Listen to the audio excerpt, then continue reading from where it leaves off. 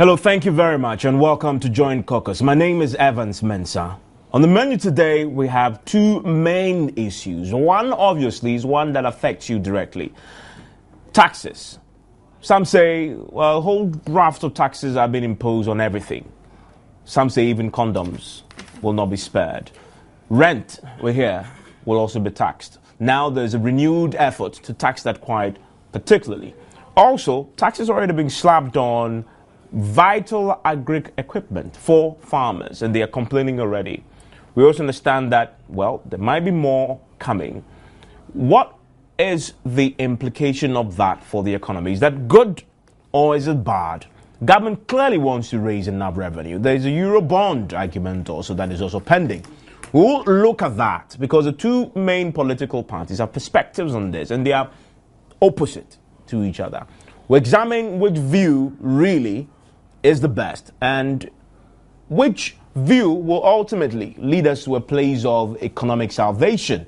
We'll delve into that deeper tonight here on the show. But obviously, we can't start that discussion without looking at the controversy that is still raging somewhat, because a summons was issued to the mayor of Accra. We don't know whether he's gone and indeed honored that summon yet. The president issued that summon. The presidency issued that summon yesterday. Why? Because the mayor of Accra, we are told, took a unilateral decision without recourse to the presidency to rename the Teodosioko hockey pitch after the late president. And this week, we all marked the 1-year anniversary of his passing. So is it much ado about nothing? Because some have said, listen, this has happened before. The man in question, Van der Poel, had named Johenijan Stadium, renamed Johenijan Stadium, had named the street after Mills. Nobody raised an eyebrow. Why are we crying foul about it today? Today we've heard from the minority members in Parliament that possibly the president cannot claim that he didn't know about this and they were complicit in all this. And the argument that one person must be blamed should not be the way to go. We'll start with that discussion. And joining me to look at that and more are Kobe Fiagbe, editor-in-chief of the Ghanaian newspaper. Thank you very much, sir, for joining us here. Thank you. On Join Caucus. And we also have Madame Francesca Siam, the woman who nearly became my MP. And a member of the MPP communications team. Madam, thank you very much for joining us. I want to start with that controversy that's still raging. I want to start with one of the legs that is still outstanding, Kobe. I don't know if you have any insider knowledge yet, because you don't know if I'm talking about the mayor of Accra, had gone to the presidency based on the summons and what happened. Some people are demanding that we know what happens at that particular meeting, because this was a national disaster that we all have to bear going forward. What do you say to that? I don't know about national disaster, but I don't know. Or a national embarrassment, if you like. Well, embarrassment, yeah, possibly, but I don't know about disaster. What I do know is that Alfredo Van der Poel has been invited to see the president or the chief of staff. I wish it was just an invite. It was summoned. Whatever it's someone's invite, whatever he has been called to see the chief of staff, and whatever has to happen will have to happen. Except that let me ask you that. Whatever has to happen would need to happen. What needs to happen in this case? What needs to happen? One of them has happened already. That is the position that, look, this rename was uncalled for and go back to the status quo. And so, reverse the decision. Yeah. So that has happened, and whatever. What do you do to the man who did that? Because I'm sure you've had calls that he should be sacked or resign by himself. I wonder if Van der Poel did what the AMA did by himself. I thought that the AMA as an assembly went into a meeting, emergency or otherwise, and took a decision. And so I don't know if we can say that once an assembly takes a decision, we can hold an individual responsible, maybe the presiding member or the MC or DC responsible for that position. I think that that would be taking it a bit too far. He may well be the architect, the brain behind. He may have even proposed it. But let's not forget that that decision was taken by the assembly as a whole. The assembly could have voted against the proposal. Principle of ultimate responsibility comes. I agree with, especially because this is not the first time. No, this is what we are dealing with. If you want to deal with the others, let's bring them up and look at the facts surrounding them. But to the extent that this is what we are dealing with, I am saying that what has happened here is that an assembly went into a session and came up with a decision and said that we are doing X, Y, Z. You understand? So to the extent that we are not happy with it, let's not individualize it. It is the assembly that took that decision. And so let's look at it from that perspective that, look, it's the assembly that took the decision and we are not happy with it. Fortunately, the powers that be in exercise of the rightful authority. Like the presidency. Well, whatever it is, in exercise of the rightful authority that is vested in them, have done that which most Ghanaian people are happy with. And so, let me provoke you more with the view that we had today. But you see, yes, of the ranking member for the Sports, Youth and Cultural Committee of Parliament, Mrs. Yama, who says clearly that as far as he's concerned, the president is complicit in all this. The president is complicit in all this because you cannot say that he didn't know about this, especially when he had done similar things and he'd been allowed I find it to go without any checking. Very, very regrettable. I find it very, very, very regrettable because we've been in this country in 2007, April, thereabout, 2007. I'm watching. Who is, I'm sure he has now finished serving his jail term for smuggling heroin into the United States of America, was going to be named, or a street was going to be named after him in his hometown. I see. I was not all of this. Yeah, you are. Oh, go check your website. It's there. I'm sure if you check your website, April 10th, the story is there. And that is how you reported it. But how the story is different from how you reported it. But then the salient facts are there. You understand? And I'm using your own platform so that you will not say that somebody else did that report. Honestly, I'm not aware of Yeah, I'm sure you are not aware. I don't. We are all not. We don't have. But it's something that we need to check. We all don't have every information available at all times. You understand? So somebody will have to bring it to your notice and you check and find out it's true. Absolutely. And that is what I'm telling you. Now, is the ranking member telling me that in that instance, Mr. President Kufuor then was aware and approved that Amoating should be a road should be named after Amoating? Is that what he's telling us? No, some of these things, let's by all means we must score political points if you want to, but let's in scoring political points rise above the pettiness. You understand? Some people in overzealous manner would do a thing, and I'm glad that in that time when we raise issues, the government of the day at the time, President Kufuor's government, quickly made sure that thing did not come on, and it was a plus for all of us. You understand? So today, to come and create the impression, therefore, that in this instance the president is aware, is it telling us that then in that instance too, they were aware that they were going to honor a cocaine dealer? I want to bring it down, Madam. Is what he's saying true? I'll first of all say good evening to your viewers, and I think we have to stop the pedestrian talk and look at the issue and put it in its proper perspective. So I will ignore all this, gutter propaganda over cocaine. Because if we're here to talk about illicit drug dealings or attempts to brush political parties with illicit drug dealings, then let's make that the subject matter. And I believe that it will be time well spent. But by the synopsis that we have, I'm wanting, in a brief reaction, as a member of parliament, just like Mr. Bene was a diplomat in the service of Ghana in Geneva, in international circles. And it happens that the two of them committed certain crimes linked up with illicit drugs. One was jailed there and brought back at the instance and insistence of the Ghana government. I believe we have certain international, treaties, agreements, and we are part of the United Nations. Likewise, Amoating was trailed in the US on his own private visit. He was not on a state visit, not on official visits, and actually found himself there, was jailed there. There was no attempt by the MPP administration to bring him back to the shores of Ghana. So I believe if we want equalization, we can even bring in former head of states who have been fingered and cited But obviously we don't want that. That's what I'm saying. That's what I'm saying, that let us put the Theodosia Oko issue in proper perspective. Oko van der Poy is not an appointee of the MPP administration. He's a public servant of the Republic of Ghana who has been appointed by the president to carry out a certain duty in line with the Local Government Act.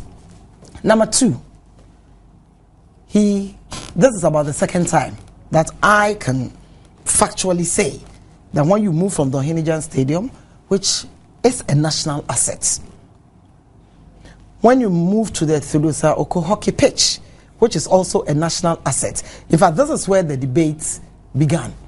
Here is a 91-year-old woman whom we all heard pathetically and pitifully on radio yesterday, even saying that her pressure was going up.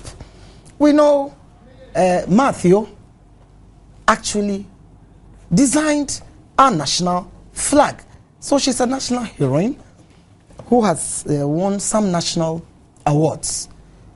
She also was an astute athlete who got involved with hockey.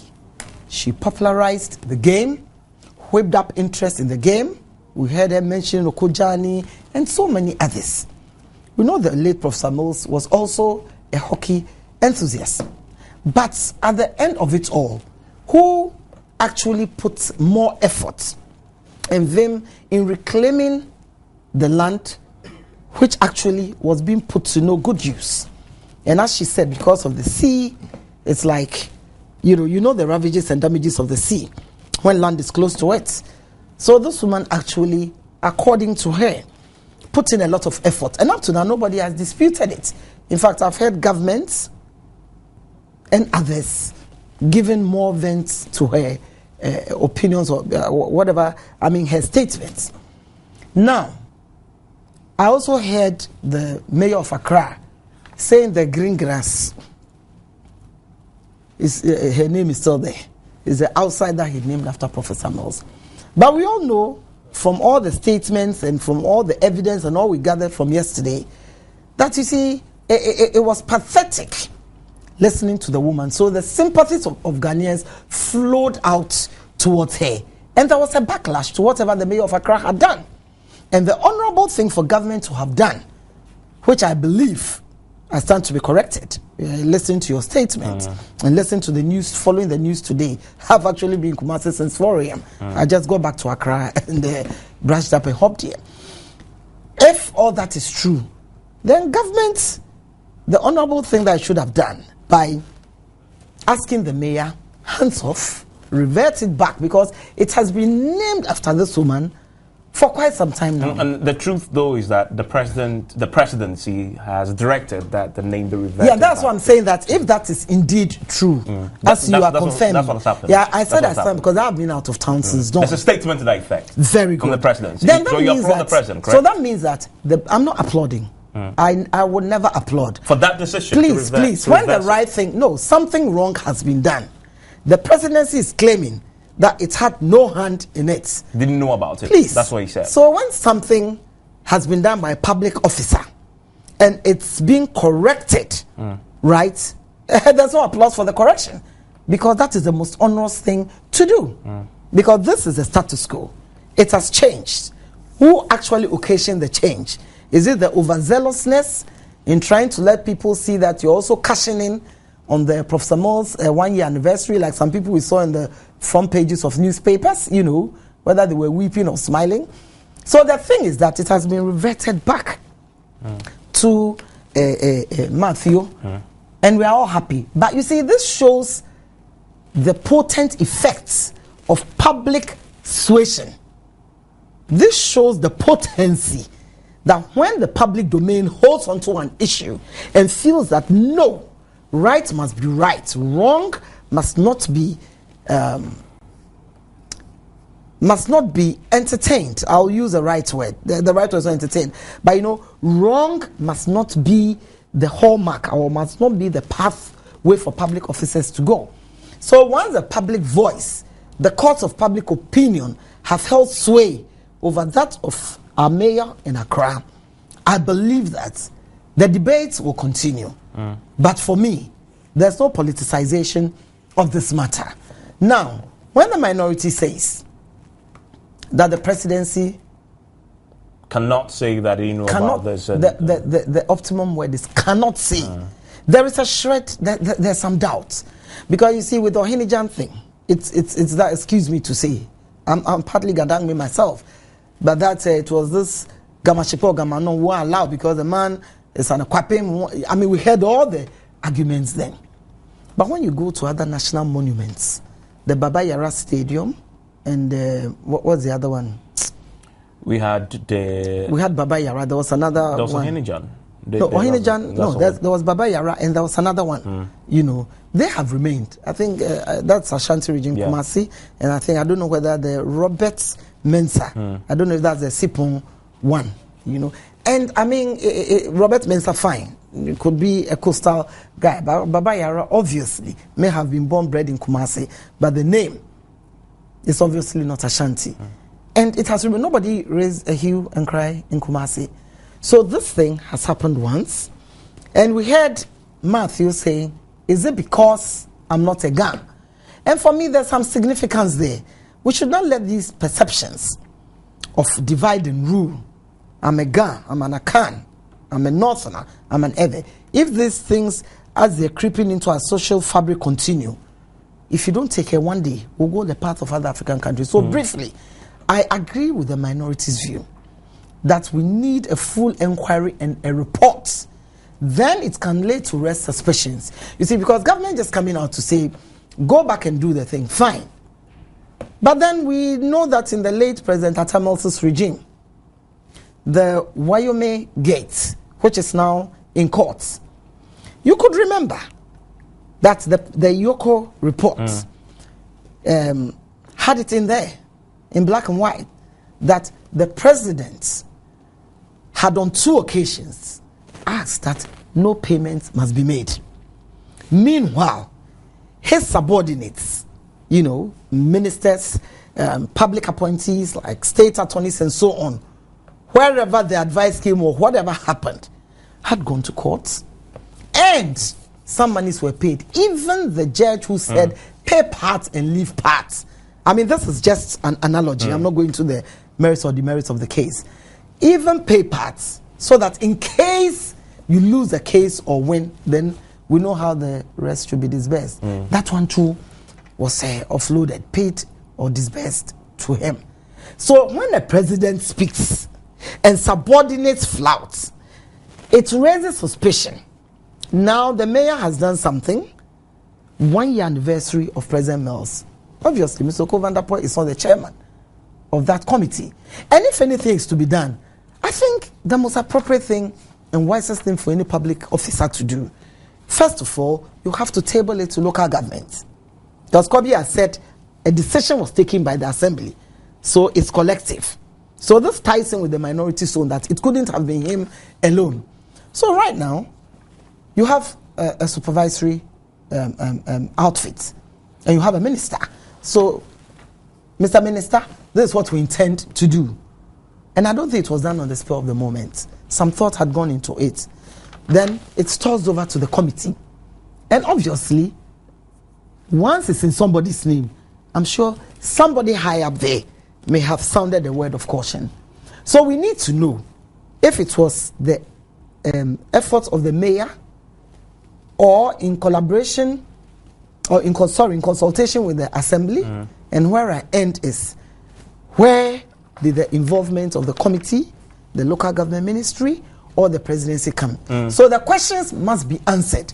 Then it must be laid to rest. I want to bring in Kobe, as we wrap up on this, I'd like to mind to this suggestion I've heard some civil society organizations make, that probably it's time for us to clearly codify the criteria for naming some of these key national assets so that we don't have another episode repeating months down the line.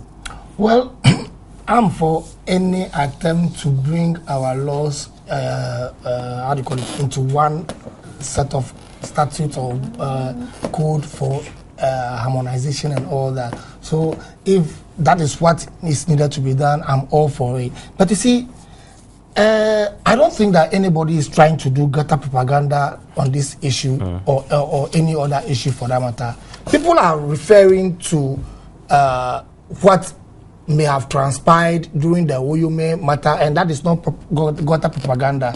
But when you refer to an issue that has happened in similar manner about naming of a national monument, a road or a runabout, to some will say road or runabout is not a monument.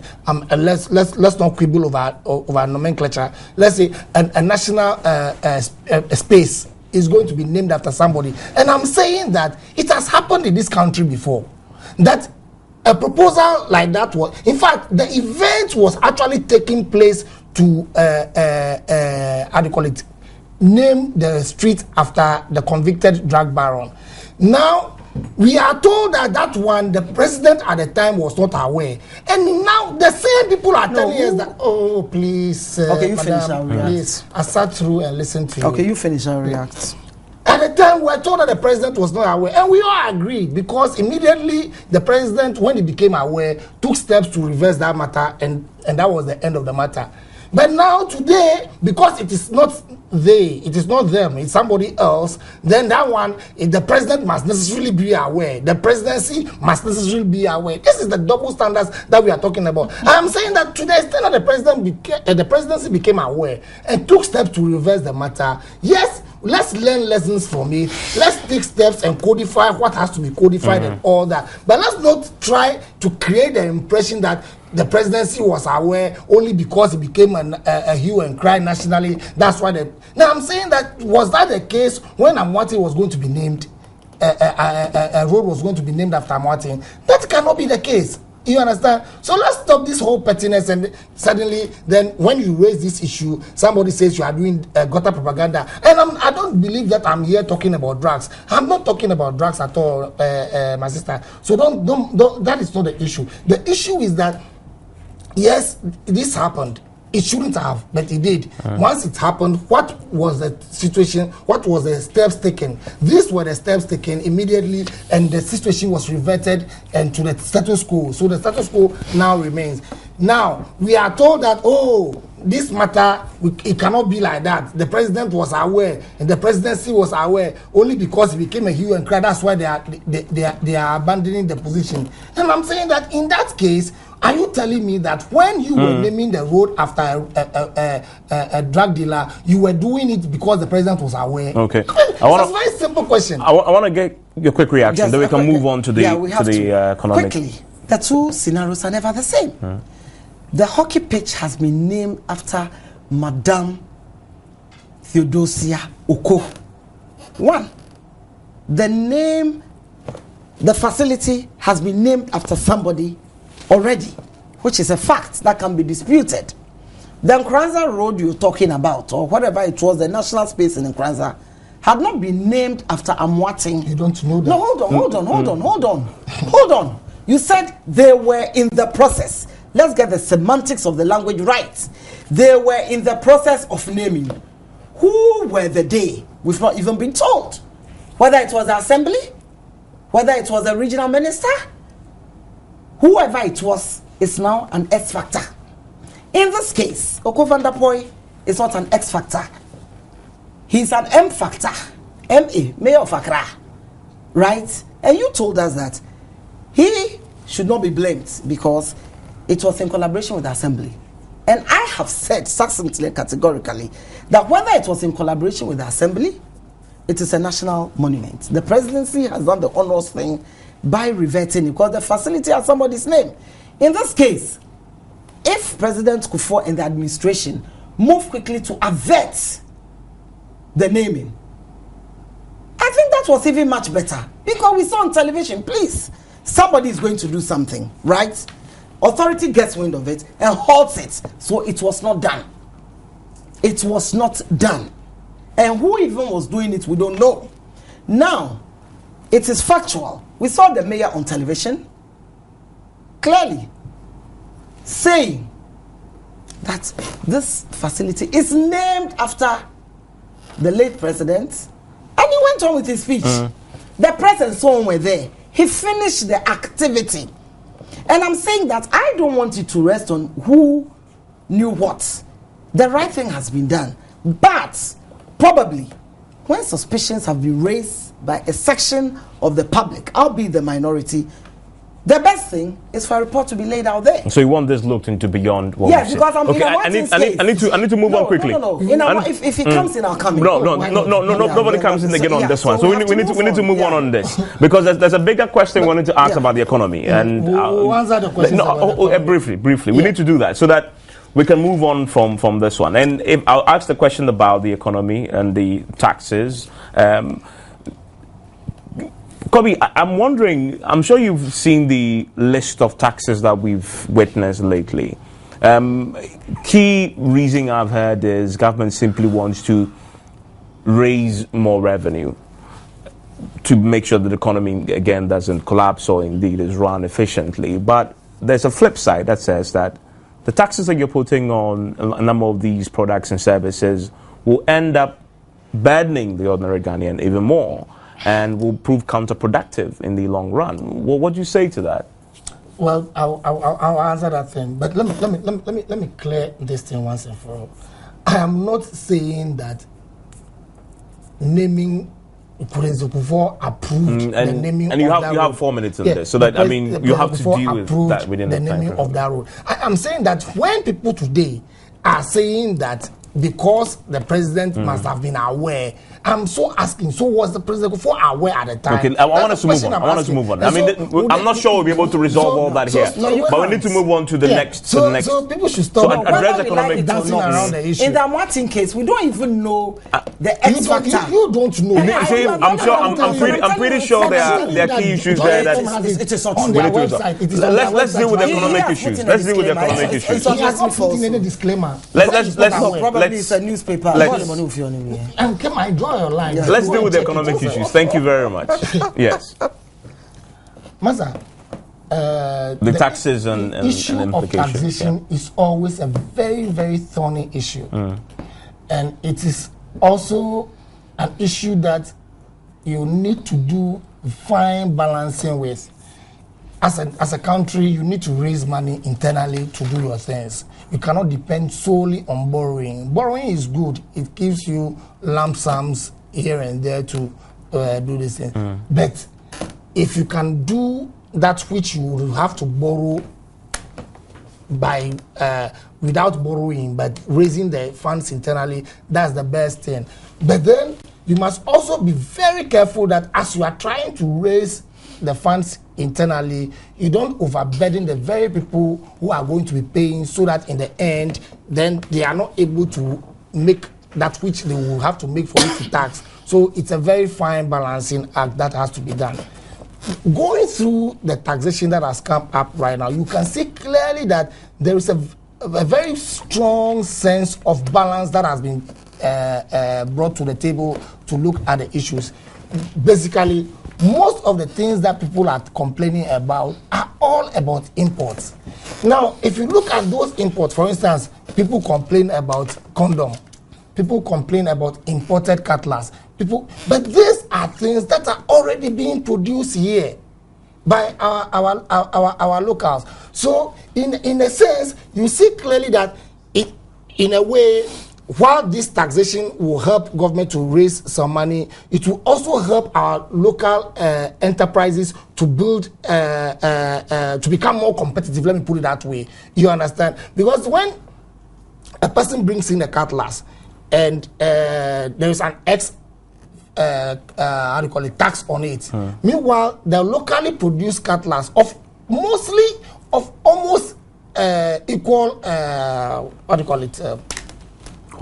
quality, almost. In fact, sometimes you cannot even see the difference between the locally manufactured and the imported. But because we've kind of like, as a people, we think that once a thing is imported, it's of better quality. So we tend to patronize the imported goods more than the locally manufactured. And I think that if we as a country come together and decide that, like happened before, we tried to put in taxes on imported rice so as to create the avenue for our local rice producers to grow and produce more. We put taxes on imported chicken poultry, we call it, and then we created a situation to enable our locals to produce more. Those are the kind of things, and that is I'm looking through the taxation, and I think that is the kind of philosophy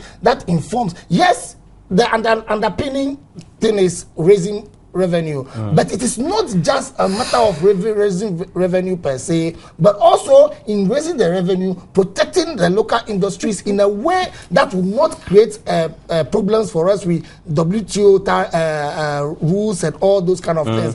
I think that by and large, people should stop beyond the raising of money and look at what effect that these taxations will have on the local industries, that such that they will also expand and grow and become more competitive internationally. These are the things that we are looking at. Madam Shem, the point he's making, and I've heard other government appointees to make that point, that, for example, in the case of the condoms, that they are not taxing all condoms. It's targeted at the expensive brands, the luxury brands that you can do without, and not taxing the ones that everybody else can afford. Don't let us make excuses. The laziest approach for governments across time has been to tax and tax and tax. Government doesn't look where it has to look. Productivity is at its lowest ebb. I mean, what percentage is the manufacturing sector contributing to GDP as we sit? My brother, let me tell you something. Before I move on to the actual depth, just a minute to give an overview. We have our economy is import driven instead of being export driven. We have all the resources that you can think of in this world, in this country. 2, governments over and across time have not given vent to added value. When we talk of added value, look at our cocoa. Apart from chocolates by the cocoa processing company, and even that one, the exportation of that product, it's neither here nor there. You can't even find them when you go outside. 2, look at a few weeks back, I think barely 3 weeks ago, the news broke out, and have we bothered to find out why? That our non-traditional exports are being rejected by some trading partners of ours, especially in the West. Isn't that worrying? We are agro-based. What really is government's policy towards agro-processing? Now, let me come on to the subject matter. When you're talking of all this condom produced here, cutlass produced here, in the tax regime which the government has sought to bring about, which is the subject of huge debate and uproar, have they suggested that when the condom is imported, when the cutlass is imported, when XOZ is imported, this is the tax? For those produced locally, this is the tax. Please, we need to make that distinction. Before you can base this luxury argument, the tax should be separated into locally produced goods. What are the incentives? But doesn't it follow that the argument is that it's only about a particular, then it doesn't apply to the others? You cannot make that argument when you tell me that it is 5 pesos on each condom. Did I say 5 pesos on a luxury condom? 5 on a luxury condom? That's what government has said. No, please, that's what I've heard. Please, the finance minister said.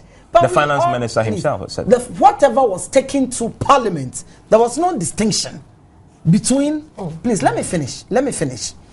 There was no distinction that if the condom is produced here or it is imported, this is it. And mind you, condoms worldwide, all over the world, has a big health significance, especially when we look at these unwanted teenage pregnancies.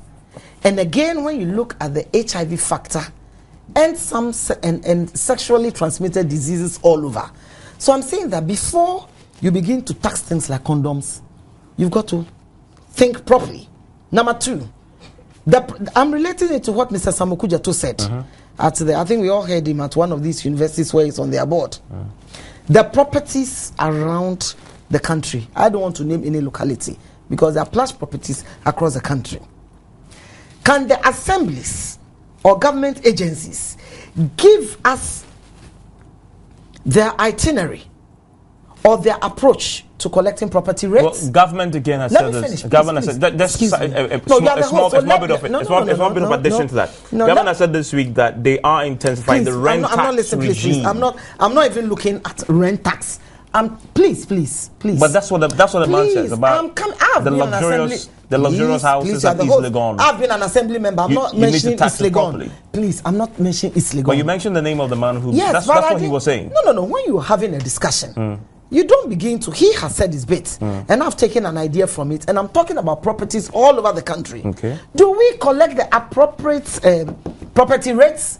It is not the week that government says 100% increase in vehicle income tax, and then I'm taxing profit on condoms, and I'm the tax on rent income.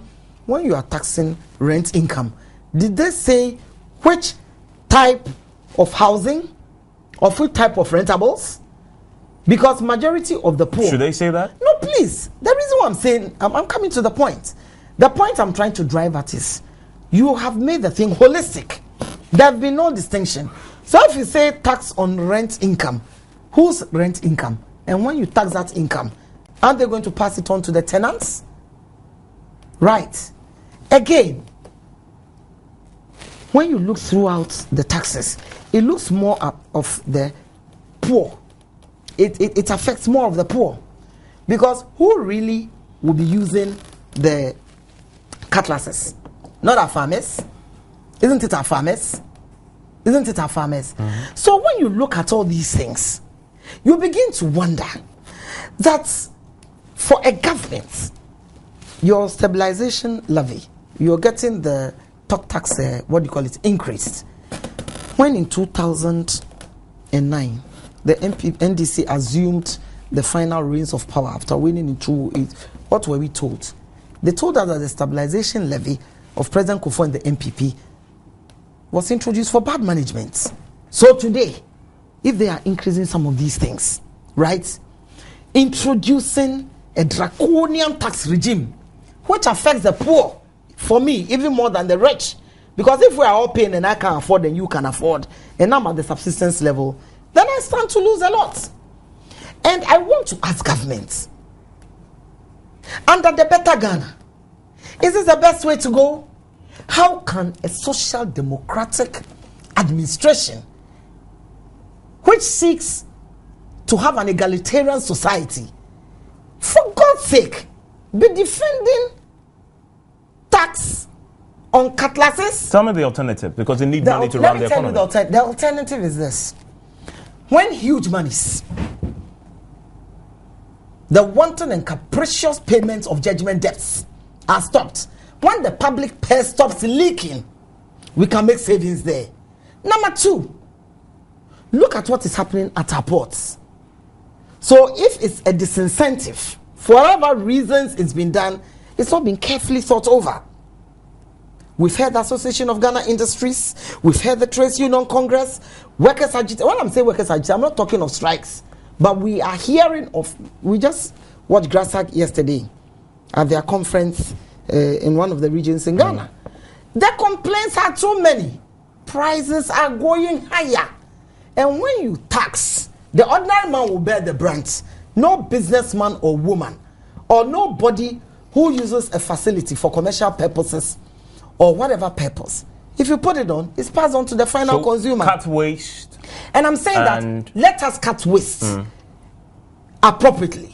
From parliament, from the legislature, the executive, all arms of government, and all MMDAs. Because, my brother, when you move throughout this country and you look at the local government system, then you can see the wastage also in that sector with very little being done. I want to get some reactions to that. Did the NDC ruling? No, will you allow me to land? I want to bring it because let me land because briefly, when the heat is in. Briefly. You see, so I'm saying that this tax regime for me is inappropriate because there are places where we should be looking. Today, you want to go and tax private universities, and we could pay huge sums of money to people, albeit undeserving, or even if deserving, without looking into it. So I am saying that government should sit down and do a better job, because one, if we are taking agriculture seriously in this country, we shouldn't be where we are today. I want to bring in Kobe now. Kobe, did the ruling government take the easy way out? I don't think so at all.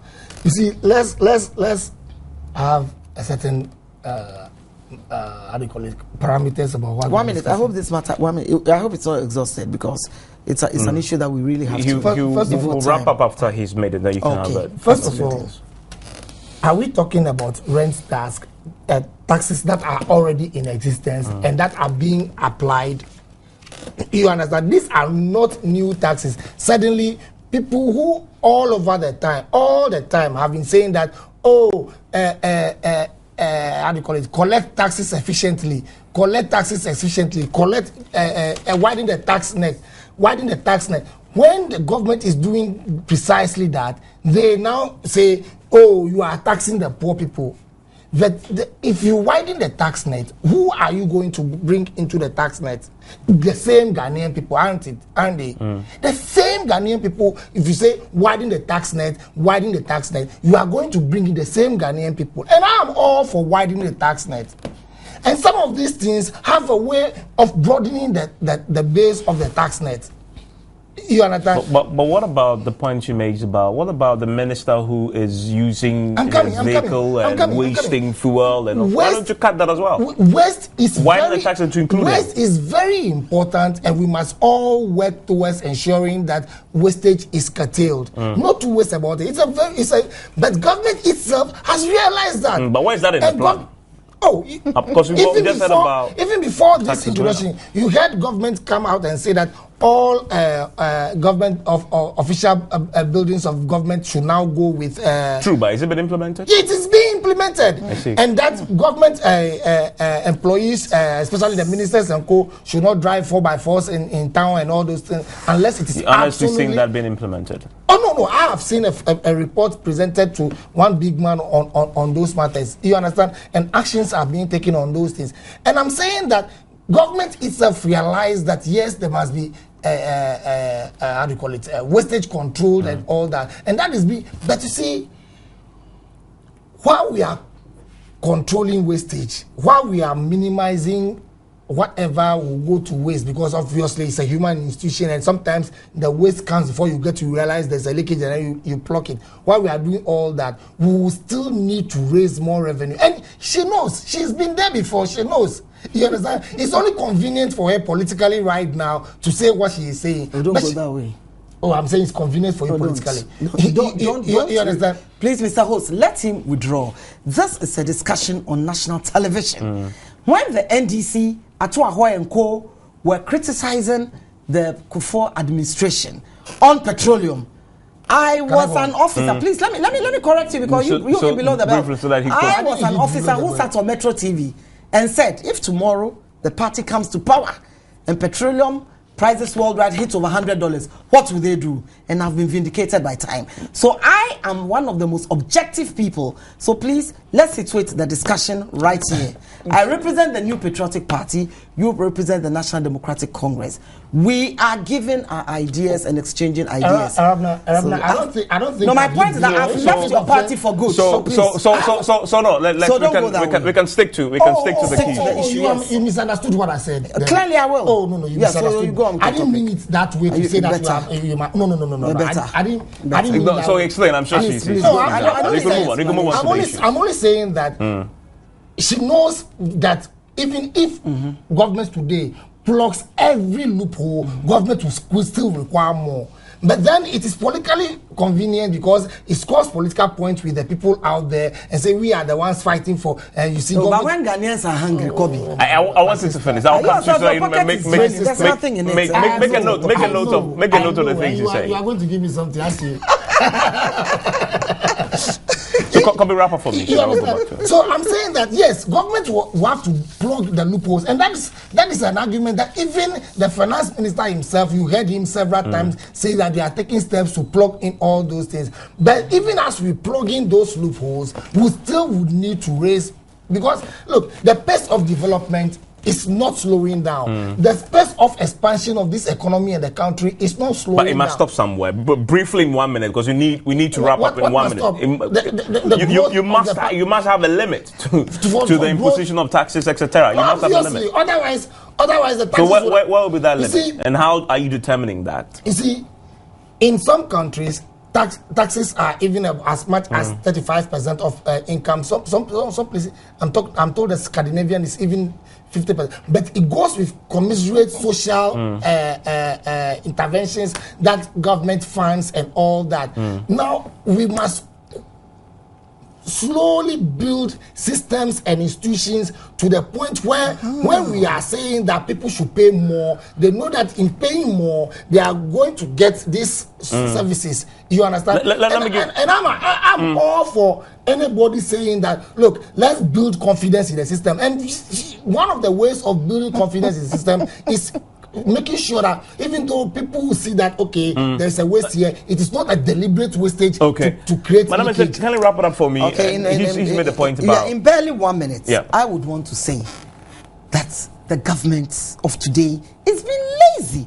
Because you see, for Ghanaians, up till today, we're hearing issues of JIDA. You see, when all these things, and especially with Mati Hamidu even going to the Supreme Court and gaining a judgment, the government must collect monies from some people. That is a fact, and it is not politics, it's not propaganda.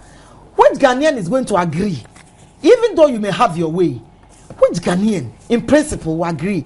Huge monies, the public purse, has been leaked to cronies, acquaintances, people who don't deserve it. Now, you are talking of condom. Look at HIV. You are talking of machetes, cutlasses. Look at the farmers. Who wears chaluote in this country? With ordinary people. Paracetamol.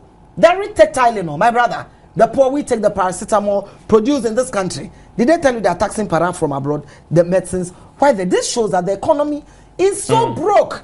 And I want to ask Kobe. Briefly, because this is the third time that we are subscribing on the Eurobond. I'm sure we are not going to those issues today. No. And as we sit, my brother, look at our debt profile. 38.5 billion. So I'm saying that government itself has created an economic and I'm sure the debate about the economy will continue. And I want to say a big thank you to you, ladies and gentlemen. But I need to wrap up on this. Thank you very much. That's Kobe Fiagbe, in chief, Ghanaian Lens, and Francis Osiem, member of the MPP communications team. Thank you very much. Next week we'll continue the discussion. My name is Evan Spencer. Have a great evening.